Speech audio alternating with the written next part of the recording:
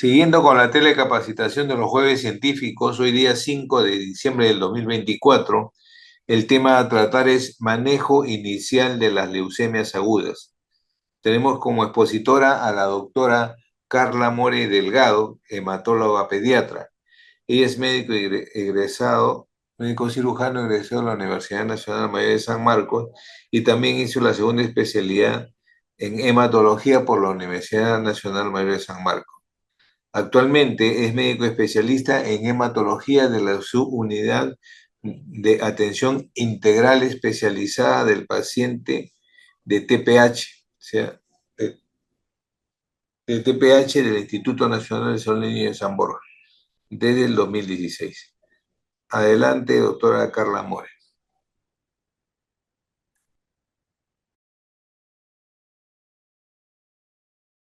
Estoy muy contenta de poder participar en este curso que va a tener llegada a varios pediatras que realmente son el soporte, ¿no? El soporte inicial en el manejo de estos pequeños en general, en todo lo que es el cáncer infantil. Los pequeños no eligen dónde debutar la enfermedad, ¿no? Entonces, ni bien nosotros tengamos la oportunidad de abordarlos, tenemos que saber cómo iniciar el manejo, ¿no? Eh, bueno, los avances en general, los avances alcanzados en el tratamiento de cáncer infantil, de cáncer pediátrico, ha llevado a una mejoría significativa de la supervivencia, ¿no? Con todas las nuevas terapéuticas, con todo el nuevo empleo en general, no solo hay quimioterapia, anticuerpos monoclonales, CAR-T-cell, trasplante, en fin, pero esto siempre va a ir de la mano con la mejora en el sostén clínico, es decir, van a la par, ¿no? ¿Cómo se aborda a un paciente de manera inicial cuando nos llega, ¿no? La experiencia y la rapidez en la resolución de situaciones de emergencia son claves y cruciales en la práctica médica pediátrica. Eso, además del tratamiento en sí, de la misma quimioterapia, del tratamiento especializado, va a lograr prolongar la supervivencia y mejorar la calidad de vida. Entonces, no hay uno que sea más importante que el otro. Como vemos, va a la par, la parte del sostén clínico, abordaje inicial, tanto como el tratamiento. Bueno, nosotros vamos a abordar el tema de las leucemias porque prácticamente es la mitad de las neoplasias infantiles, ¿no? La leucemia abarca entre el 40 hasta el 50% si lo unimos junto con los linfomas de lo que es la patología más frecuente en nuestra niñez, ¿no? Las complicaciones derivadas de las neoplasias oncohematológicas pediátricas pueden aparecer como una manifestación inicial de la enfermedad no diagnosticada, por eso es que tenemos que estar muy avispados, ¿no? Cuando viene un pequeño y nosotros no nos damos cuenta, ¿no? Pero también tenemos que tener experiencia cuando ya el niño está en tratamiento y nos viene a la emergencia, ¿no? Entonces, el manejo adecuado y el abordaje inicial de una urgencia oncomatológica pediátrica requiere un primer reconocimiento de la enfermedad, es decir, tenemos que pensar en eso, así como también de los efectos y consecuencias del tratamiento, es decir, que un pequeño ya con el diagnóstico nos llega o con una emergencia o tenemos que saber qué vamos a evaluar, ¿no?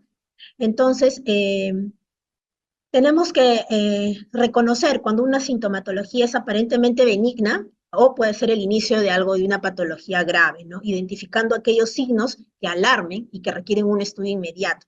Si bien nosotros vamos en el primer nivel de atención, se tiene que identificar esto para poder inmediatamente derivarlo y manejar las complicaciones inmediatas, como ya han tocado en los temas, ¿no? Neutropenia febril, lisis tumoral, en lo que son los leucemias, ¿no? Cuando debutan, ¿no? Problemas de coagulopatía, entonces es muy importante esto. Nunca va a pasar de moda la buena historia clínica, la exploración física y un seguimiento clínico evolutivo. Eso no va eso nunca va a pasar de moda y no va a superar tampoco nunca los tratamientos nuevos, ¿no? Entonces, ¿cómo es el manejo integral y el abordaje inicial? ¿No? La importancia del diagnóstico precoz y el abordaje inicial en los problemas con los que puede debutar una leucemia aguda, ¿no? Ya hemos visto y ya vieron ya en las clases anteriores, cuando los pequeños debutan pues con una neutropenia febril, es una urgencia infecciosa, tiene que ser manejada en la primera hora, no la hora dorada, ya vieron lo que es síndrome de lisis tumoral, en lo cual pues es importantísimo ya que pues, trae una afectación renal, trastorno metabólico, con complicaciones cardíacas, neurológicas. Entonces, eso no necesita ser abordado por ningún especialista, necesita ser abordado por el primer médico que lo ve. ¿No? Solo para recordar nuestro tejido hematopoyético, siempre me gusta recordar un poco de dónde viene, ¿no? Nuestro tejido hematopoyético inicialmente se forma en el saco vitelino, posteriormente en la etapa embrionaria, luego en la etapa fetal a nivel del hígado y el vaso, y ya cuando el bebé nace en la médula ósea, ¿no? Recordemos dónde se forma, ¿no? En la médula ósea, ¿no? Nuestro hueso, siempre nosotros a los padres cuando vamos a empezar a explicar sobre la enfermedad, les hacemos la analogía con la pierna del pollo, ¿no? La presa que más les gusta, la pierna del pollo, cuando uno la parte, encuentra un tejido cortical, un tejido esponjoso, muy vascularizado, es de ahí donde nosotros sacamos las muestras, ¿no? Y este es el tejido hematopoyético en donde empiezan a formarse estas células malignas llamadas blastos, ¿no? Recordar la hematopoiesis, eso sí es importante para nosotros, una célula progenitora, ¿no? Con capacidad pluri y multipotencial, ¿no? Que nos va a dar a dos troncos importantes, el tronco linfoide y el tronco mieloide. El tronco linfoide va a formar nuestros linfocitos B, nuestros linfocitos T, y el tronco mieloide también por los granulocitos, macrófagos, eritrocitos y las. Es en estos estadios tempranos donde se forma, pues donde empiezan a proliferar estas células, ¿no? En etapas muy tempranas, ¿no? Y esto va a depender también mucho de la edad. Cuando ya toquemos en algún momento leucemia infantil, vamos a ver que la neoplasia sea mucho más atrás, ¿no? Mucho más progenitora. Entonces, las leucemias en general conforman un grupo heterogéneo de neoplasias clonales, porque son células parecidas, que surgen de la transformación maligna de estas células hematopoyéticas. Su característica común es el acúmulo de estas células malignas anormales en la médula ósea, ¿no? Y también esto pues sale a la sangre, lo que provoca en sí, y toda la sintomatología y por lo que nuestro paciente se va a complicar, es el fallo en la médula. Va a haber anemia sintomática, neutropenia, con lo que da la neutropenia febril, neutropenia funcional y trombocitopenia, ¿no? Puede haber sangrados, el paciente debuta muchas veces con equimosis, petequias, ¿no? Con gingivorragia, epíxtasis, ¿no? Y la infiltración a los órganos, va a haber hepatoesplenomegalia, hígado, vaso, ganglios, puede infiltrar la meninges, el líquido cefalorraquídeo, testículos, piel, ¿no? La leucemia linfoblástica es el 80% de todas las leucemias agudas, ¿no? La mayor incidencia se da en los primeros 4 años de vida, ¿no? ¿Y cómo se forma, ¿no? Esta leucemia, ¿no? Es lo que también los padres nos preguntan, ¿por qué le dio a mi hijo leucemia cuando empezamos a dar el diagnóstico?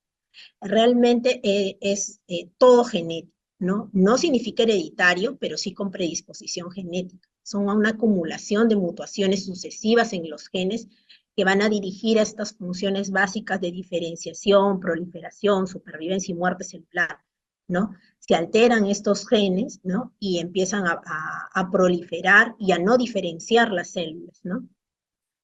Además, las células normales del tejido hematopoyético normal normalmente son las que más se renuevan, son las que más se expanden, más se maduran. Por eso es que conllevan numerosas mutaciones genéticas y epigenéticas, es decir, mutaciones mucho más allá de lo que alteraciones moleculares que podamos ver, por lo que tienen más oportunidades de error y vulnerabilidad de agentes mutacionales. Entonces, estas mutaciones van a ser adquiridas, sí, en las células sanguíneas y en sus progenitores, por lo general más en los progenitores. Entonces sabemos que hoy en día la leucemia, al igual que cualquier enfermedad, cualquier tumor, es una enfermedad multiclonal, que en el momento del diagnóstico puede tener un clon o una célula más expandida, pero realmente puede albergar otras células, pueden aparecer o reaparecer o mutar, ¿no? Generando estas, por ejemplo, recaídas que a veces tenemos en los pacientes que porque dicen ha estado muy bien, ¿no? El niño y luego recae, ¿no? O a veces hace que estas mutaciones también, estas clonas sean mucho más resistentes y porque algunos niños eh, no responden al tratamiento, ¿no? Entonces tenemos que ver que es muy complejo y todo se da a nivel genético y epigenético, ¿no? Hay otros agentes etiológicos que se han incluido como factores, si bien no son factores que totalmente conocidos, pero sí están asociados, ¿no? Factores genéticos, ¿no? Pacientes que tengan alguna alteración previa genética, ¿no? Como síndrome de Fanconi, los pequeños con síndrome de Down tienen más predisposición, ¿no? Y otras adquiridas, ¿no? O ambientales, que también se han visto asociadas. Entonces, la clasificación de las leucemias, ¿no? Tanto vamos a clasificarlas como linfoide y mieloide, va a haber otra clase en donde ustedes van a poder ya vamos a conversar sobre cada tipo de leucemia.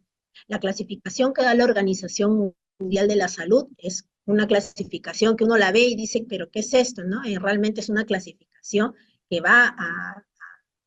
que es una clasificación genética y epigenética, es decir, con mutuaciones bien puntuales que se pueden encontrar en la leucemia. Por eso es muy importante, así como mencionamos al inicio, el abordaje inicial va de la mano con la parte del tratamiento y de saber decir con nombre, apellido completo qué tipo de leucemia tiene, porque de ahí va a depender el pronóstico, va a depender la respuesta al tratamiento, ¿no? Y también este riesgo de recaer o de que sea refractario, ¿no? Todo se maneja a nivel genético.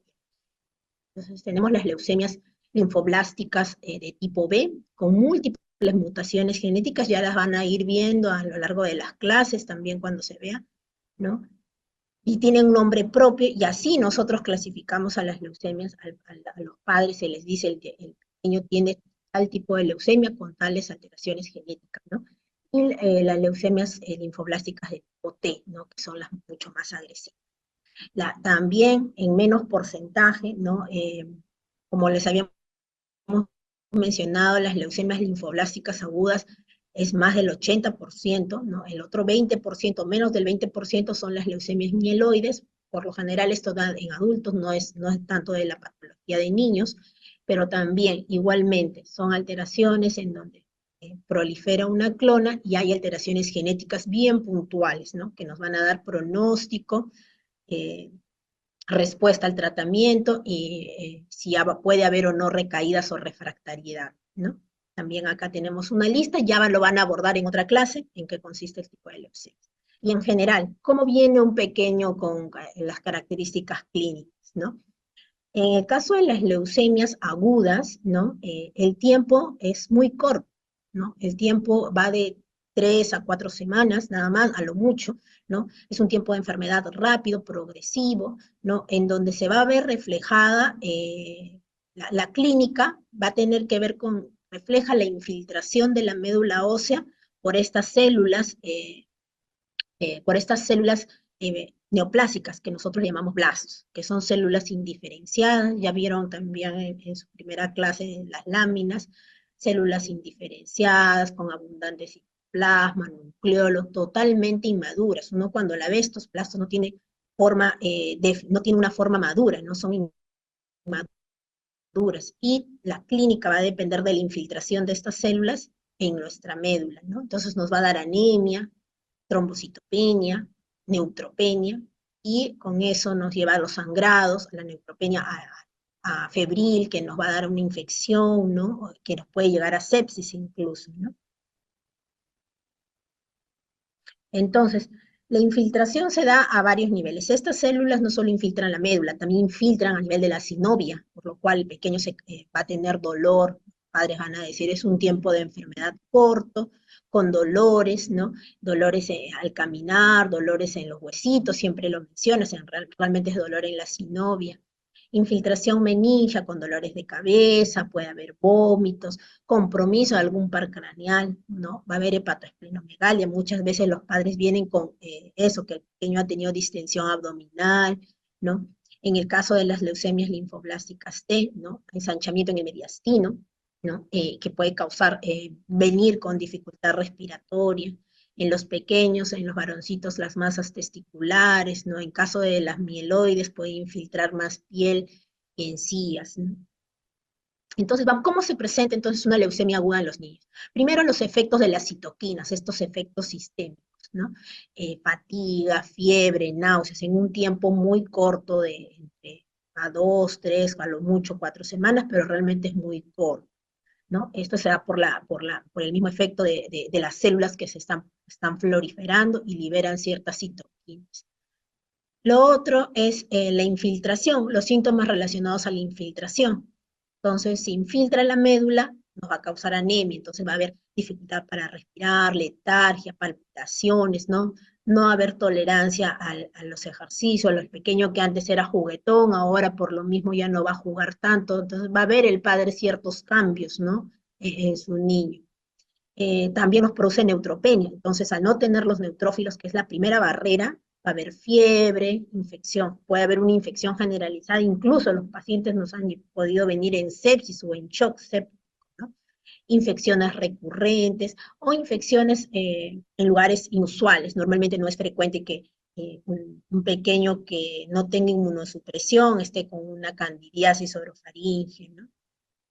Otra cosa que nos puede dar también es por la trombocitopenia. Entonces vienen con sangrado, equimosis, petequias, epíxtasis y hemorragia. Otro es acá vamos a ver, ¿ve? Equimosis, ¿no? Que puede venir el pequeño. Otro es por la infiltración a nivel de todo lo que es el sistema RES, ¿no? El retículo endotelial, hepatosplenomegalia, ¿no? Que puede haber el ensanchamiento mediastinal, que va a infiltrar a estas células. Y también pueden venir con infiltración a órganos blancos, ¿no?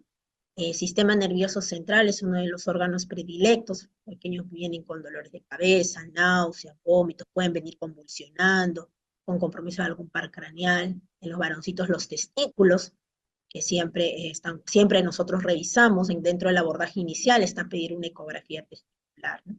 Y en caso vengan con gran cantidad de células, la leucostasis, también va a haber dolor de cabeza, incluso hemos tenido pacientes por la misma leucostasis, pueden hacer pues como un accidente cerebrovascular, ¿no?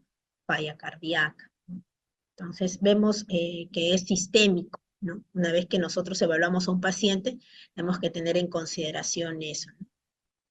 Entonces, ya habíamos mencionado nuevamente para recordarles, es una historia corta de síntomas, hay aumento de catabolismo, fiebre, sudoración, malestar. Ya vamos a tocar también después cuando hagamos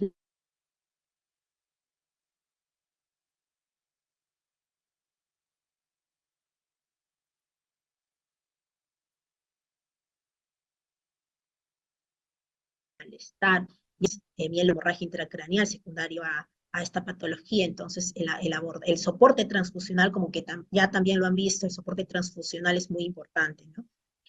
Todo lo que es el abordaje inicial, que cuando llegue el paciente, ver la fiebre, ver lisis tumoral, ver soporte transfusional. Entonces eso es algo que tiene que hacerlo sí o sí el primer médico que ve y que aborda al paciente, ¿no?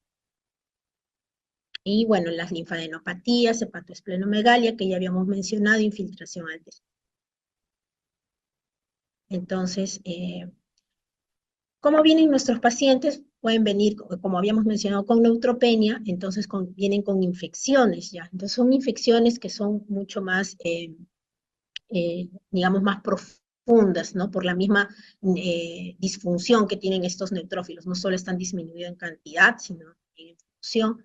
Pueden venir con infecciones fúngicas, candidiasis, con aspergillosis,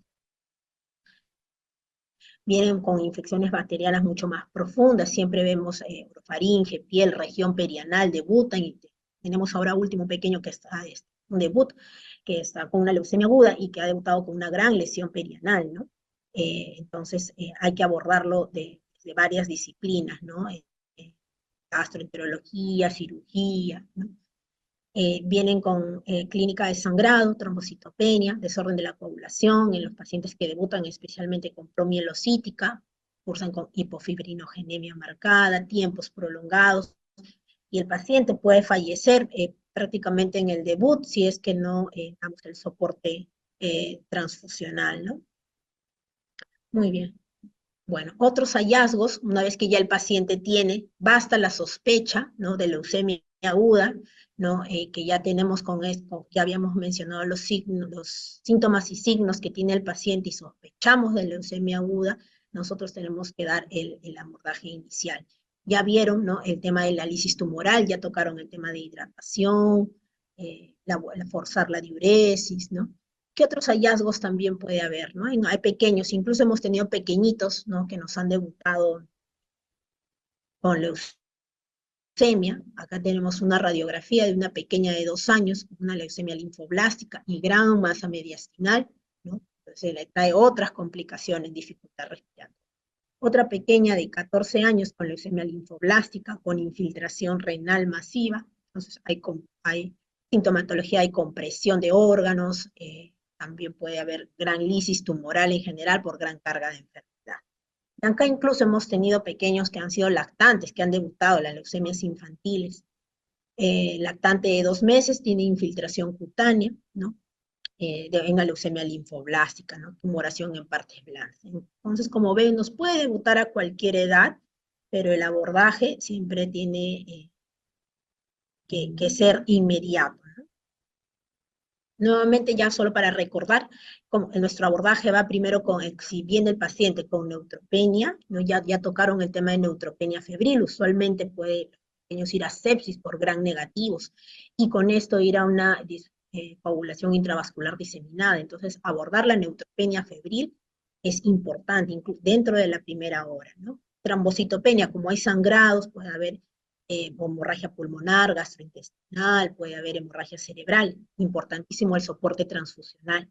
El balance hidroelectrolítico, cuando por ejemplo tenemos pacientes hacen lisis tumoral, entonces cursan con hipercalemia, hiperfosfatemia, falla renal aguda, hiperuricemia, entonces ya eso lo han tocado, es importante abordarlo inmediatamente, ¿no? Y, eh, y esto, como les había mencionado, no necesita de un manejo especializado, sino del primer médico que lo pueda ver y pueda abordar esto, ¿no? Entonces, ¿cómo hacemos el diagnóstico nosotros, no? Bueno, todo esto es a la par del abordaje, ¿no? Del abordaje inicial, ¿no? Mientras se va hidratando el paciente, mientras vamos dando alopurinol, mientras vamos manejando los trastornos hidroelectrolíticos, mientras vamos manejando la neutropenia febril, ¿no? Nosotros pedimos el hemograma, el perfil de coagulación, que incluya fibrinógeno, un perfil de lisis tumoral, ya lo habían tocado, donde se pide un perfil renal, calcio, fósforo, electrolitos séricos, ácido úrico, ¿no? Vemos función renal y hepática. El diagnóstico nosotros lo hacemos, idealmente tiene que ser con un aspirado de médula ósea. Muchos de ustedes habrán visto que lo hacemos a veces en sangre periférica, porque ya la enfermedad pues a veces está en sangre, ¿no? No hay los medios para poder inmediatamente ingresar a una sala, pero lo ideal es que entre un aspirado, ¿no? En la medida de lo posible, ¿no? Si se puede, se hace. Este aspirado de médula ósea, vamos a ver cómo se hace la muestra, si bien puede salirnos muestra o puede no salirnos muestra. No es que lo hayamos hecho mal, sino que la médula ósea muchas veces puede estar compacta por la gran cantidad de enfermedad. Es una muestra no aspirable, es una muestra seca. Se le toma biopsia de hueso también a los pacientes, porque sabemos que puede suceder eso, ¿no?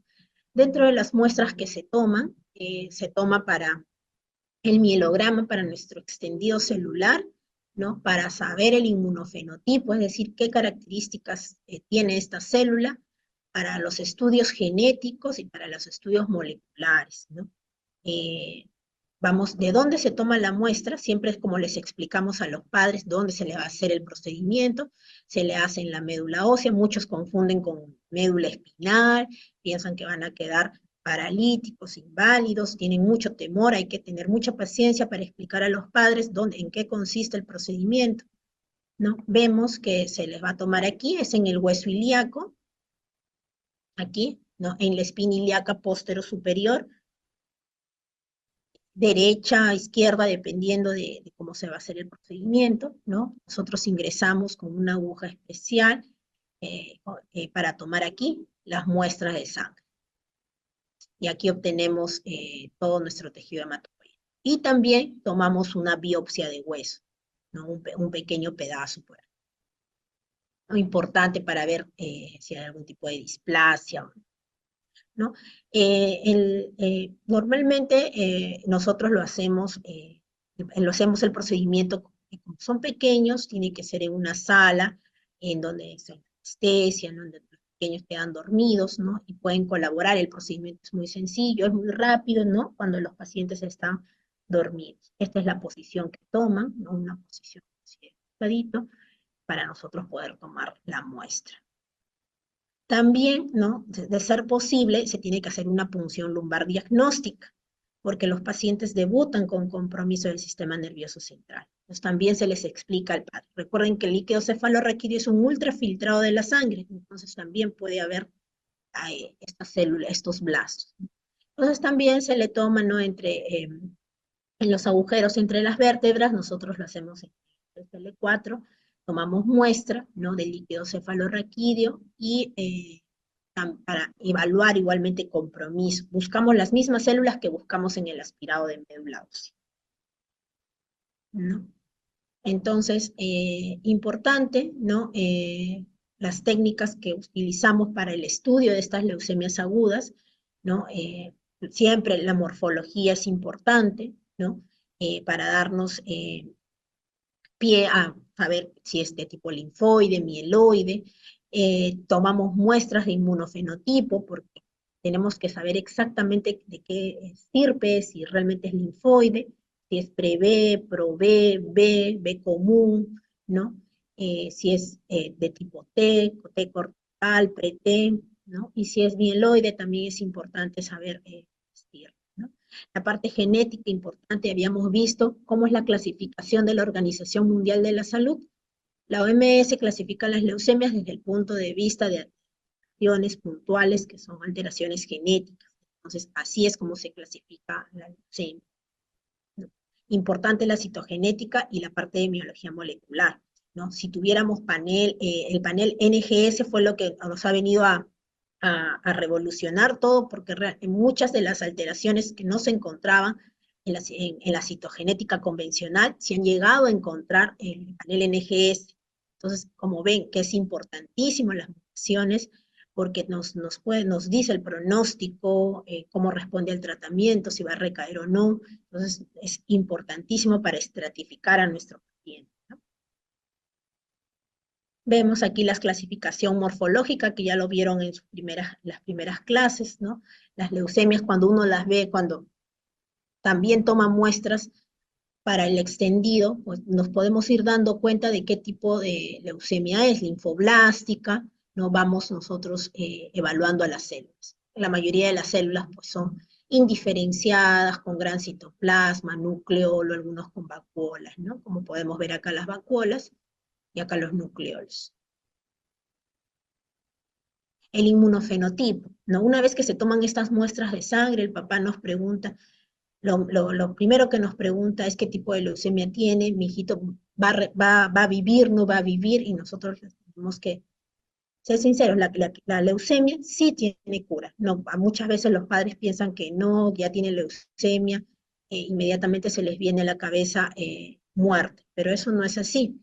Lo que sí hay que hacer explicarles es que es necesarios estos estudios de fenotipo, para saber pronóstico, ¿no? Y qué tanto va a respondernos al tratamiento, si va a necesitar de algún otro tratamiento adicional, ¿no? Incluso que si puede ser tributario de trasplante, porque no todas las leucemias son. Entonces el inmunotipo nos distingue la célula con un marcador, ¿no? Y cada célula tiene ciertos receptores que nos dicen, ¿no? Si esta leucemia es linfoide, si es mieloide, si es de tipo B, de tipo T, y nos va a ir reconociendo, ¿no? Y nos va a dar pues un informe final.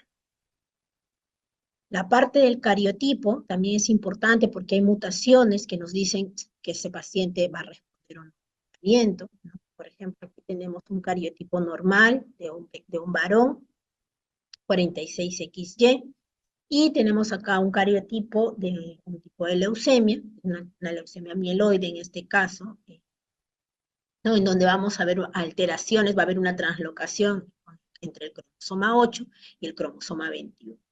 Entonces, esto es por genética convencional. Y esto nos permite decirle al padre qué tipo de leucemia es, ¿no? Qué alteración genética es, ¿no? Como vemos, es importante porque así está clasificado en la Organización Mundial de la Salud. Entonces, la genética también nos ve, pues, translocaciones, ¿no? Esta es la translocación BCR-ABL del cromosoma 922, el cromosoma Filadelfia, que hace que una leucemia linfoblástica aguda o mieloide sea de un pronóstico más adverso, ¿no? Entonces, ¿cuán importante es la biología molecular? Importantísimo. ¿Por qué? Porque ven, miren cuántas mutaciones hay, diversas mutaciones, ¿no? Importante saber que tenemos que estratificar así a nuestros pacientes para poder darles los tratamientos para nuestros pacientes, son adaptados al riesgo del paciente, y el riesgo del paciente de recaer y de no recaer depende de las mutaciones, ¿no? Esta mutación, por ejemplo, que es del 1221, que es una mutación, tiene un mejor pronóstico, que es la mayoría de los niños, ¿no? Por lo general los que tienen riesgo estándar, ¿no? Y hay otras mutaciones que sí hacen que el pronóstico sea más adverso. Acá vamos a tener las mutaciones Filadelfia, por ejemplo, Filadelfia Like, que hacen que los pacientes sean de un pronóstico mucho más adverso. Mutaciones que hacen que realmente los pacientes sean las KMT2, pacientes que difícilmente van a responder a un tratamiento de quimioterapia. Por lo general son las leucemias infantiles. Ya sabemos que estas mutaciones son muy adversas, ¿no? Y ya eso el padre, eso se tiene que saber desde el inicio. En el caso de los altos riesgos, ¿se acuerdan que el anterior era de los riesgos estándar, de los que tenían menor riesgo? Los pacientes tienen una mutación mucho más buena. En los pacientes con un riesgo mayor, un riesgo adverso, un alto riesgo, esa mutación buena cada vez disminuye. Cada vez aparecen otras mutaciones que son de pronóstico adverso. Entonces, esto es importante al inicio, porque también al padre hay que informarle, ¿no? Entonces, vemos entonces qué tan importantes son estas mutaciones, ¿no? Aquí las translocaciones, por ejemplo, del 119, que son los genes afectados, se van a ver E2APBX1. Si esto encontramos al inicio, ya le decimos al familiar, ¿no? Estos pacientes, por lo general, estos niños debutan con gran cantidad de leucocitos, es necesario darles un tratamiento más intenso, ¿no? Si debutan, ¿no? Con la translocación 922, que es el Filadelfia, ¿no?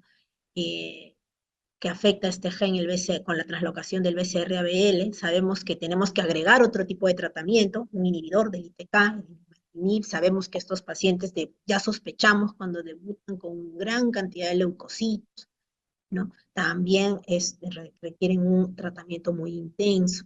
Si debutan con el 4, translocación en el 411, que son las infantiles, también sabemos que son asociadas a los lactantes, el pronóstico ya sabemos que es pobrísimo, ¿no?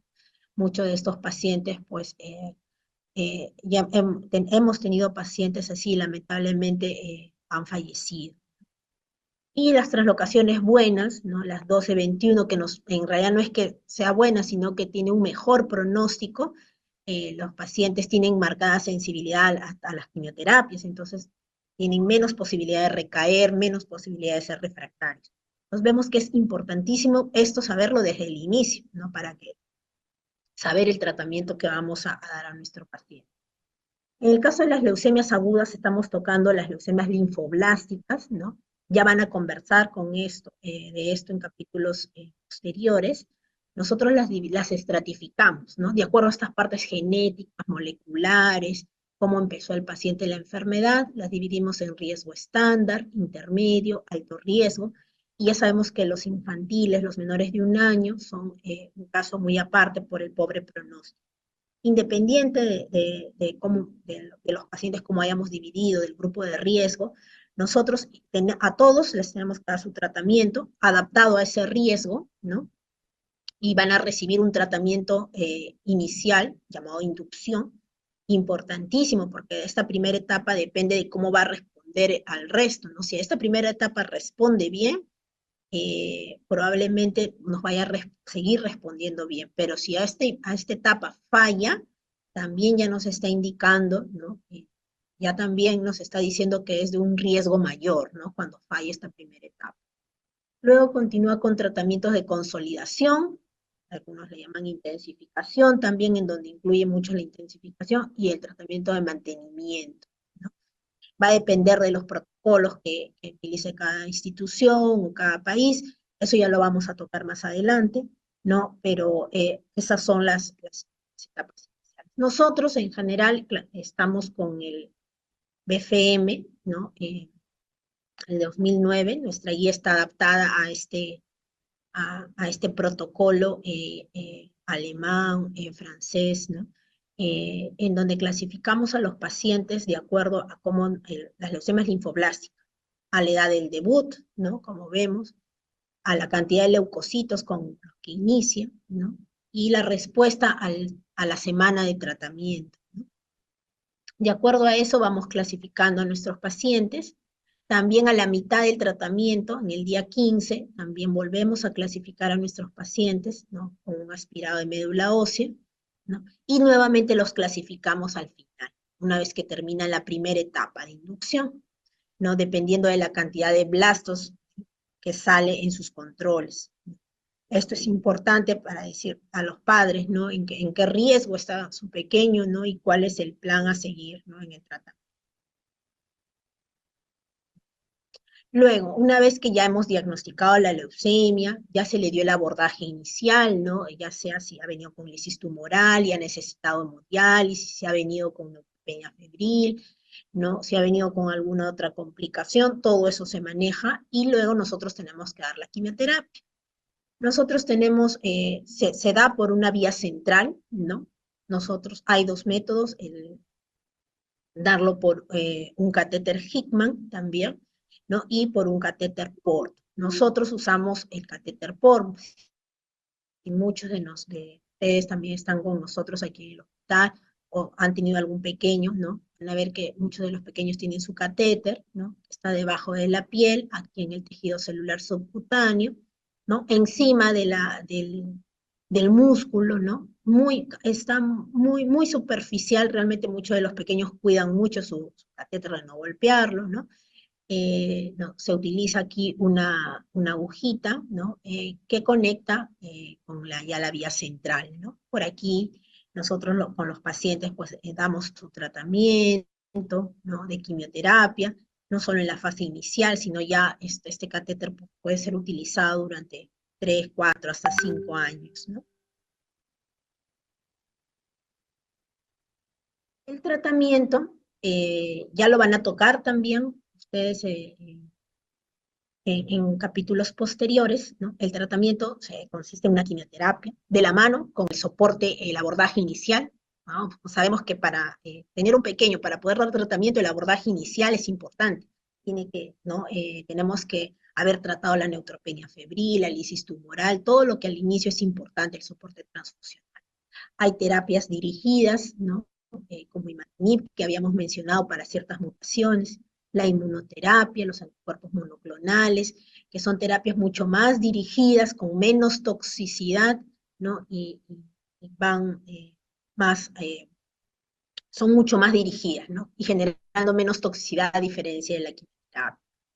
Células T genéticamente manipuladas, las células, las CAR-T-cell, ¿no? En donde uno estimula a nuestro propio sistema, ¿no? De células T para que ataquen a las células neoplásicas, ¿no? Otra opción, ¿no? No es que uno sea mejor que otro, no es que la quimioterapia sea peor o mejor que el trasplante, son brazos, son opciones de tratamiento que tenemos para ciertos pacientes. Hay pacientes que lo requieren y hay pacientes que no. Entonces, eso va a depender mucho del riesgo y de la evaluación. Es otro brazo, uno es mi brazo derecho, otro es mi brazo izquierdo, con ambos brazos trabajamos, ¿no? Dentro del trasplante hay el trasplante alogénico y autólogo, ¿no? Trasplante con hermanos, idénticos, donante alterno, que puede ser no emparentado o haploidéntico. Siempre importante durante el tratamiento que nuestro niño recibe, hacemos la profilaxis del sistema nervioso central, porque el líquido cefalorraquídeo, al ser un ultrafiltrado de la sangre, también puede comprometerse en cualquier etapa de la enfermedad. Si bien puede no haber iniciado con compromiso en el líquido cefalorraquídeo, puede hacerlo en cualquier otra etapa, ¿no? No sé si ya lo habrán tocado, es un casito que me compartió el doctor, muy querido doctor John Rojas, ¿no? Para ver cómo un paciente empieza, cómo es que lo manejamos ni bien llega a nuestro instituto. Un pequeño de 9 años que ingresa en julio del 2020 en nuestro instituto, producto de segunda gestación, con controles prenatales, de parto eutóxico, lactancia materna exclusiva a los primeros 6 meses, un desarrollo psicomotor normal, control cefálico, torácico, ¿no? Todo muy bien, no tenía ningún antecedente, estuvo 3 días nomás hospitalizado por intoxicación alimentaria a los 3 años, y un niño aparentemente sano, ¿no? Padres sanos y un hermano de 13 años, no tenía alergias, nada, ¿no? Un inicio de enfermedad sumamente rápido, 3 días de forma de inicio brusco, empezó con palidez, cansancio, dolor abdominal, equimosis, petequias, vómitos y malestar. Como vemos, el tiempo es bien cortito, ¿no? La madre nota palidez, nota cansancio, con dolor, lo lleva al hospital de Villa El Salvador, refiere, bueno, va a otra consulta particular, y en el hemograma evidencian anemia con blasto, y inmediatamente es referido acá al instituto, ¿no? Y inicialmente el pequeño viene taquicárdico, ¿no? Viene también con frecuencia respiratoria en 30, saturando bien, ¿no? Al examen físico había petequias y equimosis generalizadas, había adenopatías cervicales, ¿no? El murmullo pasaba bien, el pequeño estaba taquicárdico, había hepatosplenomegalia, el pequeño estaba despierto, activo y conectado. En el hemograma se evidencia la anemia, hemoglobina de 6.9, leucocitos 429.530 leucocitos, una gran leucocitosis, plaquetas en 20.000 y estaba lleno de blastos, 73%. Ácido úrico en 11, entonces ya con esa sospecha, uno en la emergencia va pidiendo ácido úrico, perfil renal, fósforo y de electrolitos, DHL, calcio, ¿no? Perfil de coagulación, examen de orina, ecografía abdominal, ¿no? En donde vemos con un ácido úrico elevado, ¿no? Todavía la función renal estaba bien, calcio y fósforo relativamente estable. El pequeño en la ecografía hepatosplenomegalia, vemos también en la radiografía masa mediastinal, hay un ensanchamiento. Entonces esto se hizo ni bien él ingresó, ¿no? El diagnóstico de ingreso fue leucemia aguda, el riesgo de lisis tumoral, alto riesgo, hiperuricemia, se le hidrata, se le coloca calopurinol, transfusión de sangre y plaquetas, toma de hemocultivos, ¿no? Pasa la noche de emergencia hospitalización, ¿no? Se toman muestras, lamentablemente no se pudo tomar en ese momento de médula ósea, se tuvo que hacer de sangre periférica, a veces pues la situación puede ser así como el niño viene a veces muy comprometido, difícilmente puede entrar a sala. Evaluado por urología, el paciente asintomático en la citometría de flujo sale una leucemia linfoblástica de tipo T e inicia cortico con monitoreo de marcadores de lisis tumoral, idealmente dependiendo, se puede hacer cada 6 horas, cada 8 horas, cada 12 horas, dependiendo del riesgo del pequeño de lisis, ¿no? Luego pasa al piso de hematología y paciente estaba estable, ¿no? Tranquilo, esta es su citometría de sangre periférica, leucemia linfoblástica T con 91% de blastos, ¿no? En la madrugada, como ven, rápidamente estos pequeños pueden comprometerse, ¿no? El paciente empieza a cursar con escalofríos, disuria, náuseas, diaforesis, frialdad, petequias, se inicia cobertura antibiótica amplia, soporte transfusional, aumenta hidratación, se pone gluconato de calcio, viene la UCI a evaluarla, ¿no? Y en ese momento el pequeño entra a un shock, ¿no? Un shock distributivo. Se adiciona vasopresor y el pequeño pasa a la UCI ese mismo día, ¿no? Con ventilación espontánea, estaba sin distrés, pero estaba ya en shock, ¿no? Con una injuria renal aguda. ¿no? Llega a hacer hemodiálisis el pequeño, fue evaluado por nefrología y se inicia hemodiálisis, mejoran sus parámetros, se realiza una segunda hemodiálisis, ¿no? Recibe la primera dosis de quimioterapia estando en la UCI, ¿no? En caso pueda requerir alguna otra quimioterapia, perdón, otra hemodiálisis, y el paciente está estable durante la UCI. De ahí el pequeño, pues a los días ya retorna a peso de mano.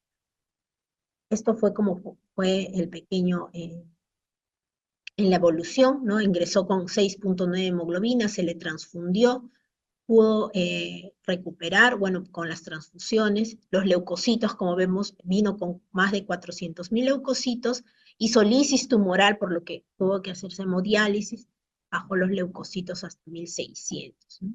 Plaquetas, también vemos que requirió al inicio, luego, bueno, se ha ido manteniendo, también nosotros mantenemos con el soporte transfusional, ¿no? Con menos de 20.000 ya estamos transfundiendo. Vemos el fósforo, ¿no? En el momento que el pequeño requirió hemodiálisis, ¿no? Hizo hiperfosfatemia, que llegó hasta 15, hizo hipocalcemia, ¿no? Con el calcio iónico en 0.73, 0.61, ácido úrico, y él debutó con hiperuricemia, luego nuevamente presentó, como vemos, la lisis tumoral, lo debuta así y puede permanecer así y requerir apoyo dialítico. Lo que queremos evitar es justamente que llegue a eso, ¿no? Con las medidas antilísis. La creatinina vemos que nos hizo pues una falla renal, ¿no? Subiendo su creatinina hasta 2.26. Esa es su lámina llena de blastos, ¿no? Su citometría de flujo ya en la médula ósea, que entró ya cuando estuvo en condiciones, entró a médula ósea y también entró a punción lumbar y estaba sin infiltración, ¿no?